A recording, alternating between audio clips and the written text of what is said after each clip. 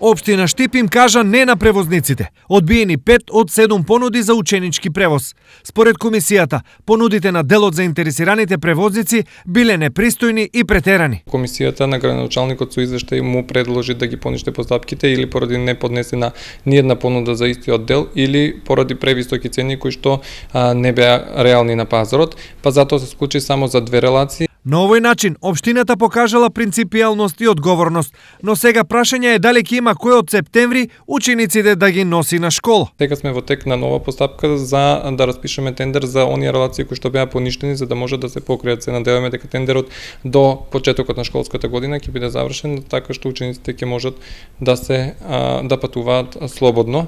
За сега, сигурен е превозот само на ученици од Селце и на оние кои одат на релација Ињево Дамјан Лакавица. Останатите ќе чекаат втора шанса и пореални понуди од превозниците. Инаку, за ученички превоз општината годинава има обезбедено 18 милиони денари. Парите треба да бидат доволни за 9-месечен транспорт на околу 1000 ученици од останатите општини до училиштата во Штип и назад.